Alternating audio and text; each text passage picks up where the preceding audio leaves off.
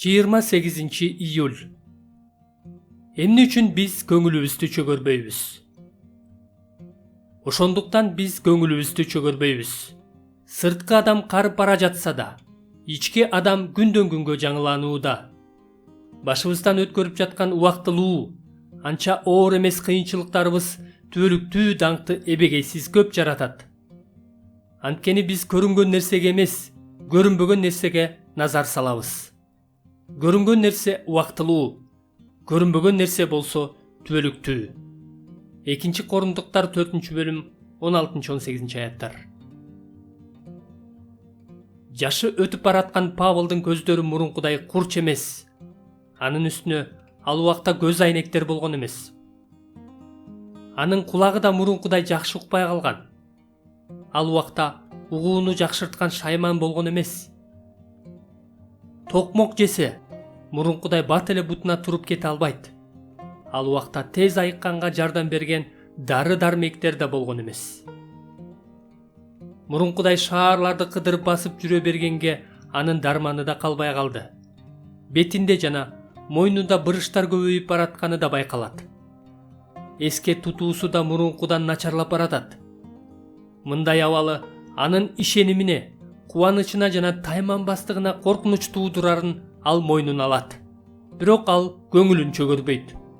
Мунун себеби эмнеде? Көңүл чөгөрбөгөнүнүн себеби анын ички адамы күндөн күнгө жаңыланып тургандыгында. Бул кандайча болот? Павлдын жан дүйнөсүнүн жаңылануусуна себеп болгон нерсе өтө таң калыштуу нерсе. Ал көзү менен көрө албаган нерсени караганы үчүн ушундай болот. Анткени биз көрүнгөн нерсеге эмес, көрүнбөгөн нерсеге назар салабыз. Көрүнгөн нерсе убактылуу, көрүнбөгөн нерсе болсо түбөлүктүү. 2 Корунтуктар 4-бөлүм 18 аят. Павл көңүлүн чөгөрбөө үчүн ушундай кылат. Көрүнбөгөн нерсеге назар салат. Ага эч нерсе көрүнбөгөн болсо, анда ал эмнеге назар салган? Анын катын андан ары окусак, 2 Корунтуктар 5-бөлүм 7 аятта ал мындай дейт. Анткени биз көргөнүбүз боюнча эмес, ишенимибиз менен жашап жатабыз. Бул анын караңгыда эмне бар экенин билбей эле алдыга чуркай бергенин билдирбейт.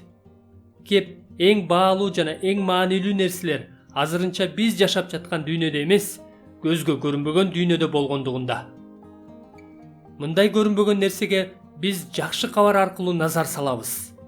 Көрүнбөгөн нерсеге Машаяк менен бетме-бет көрүшкөн адамдардын күбөлөндүрүүлөрүндөгү объективдүү чындыкка назар салганыбызда жүрөгүбүз кайраттанып, рухубузга дем толот.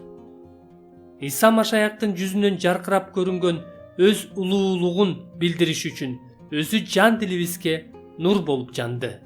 2 Корунтуктар 4-бөлүм 6 аят. Жүрөгүбүзгө төгүлгөн бул нурду жакшы кабар аркылуу көрөбүз. Биз өзүбүз байкаган болсок да, байкабаган болсок да, ушул нур төгүлгөндө Машаякка ишенип калганбыз.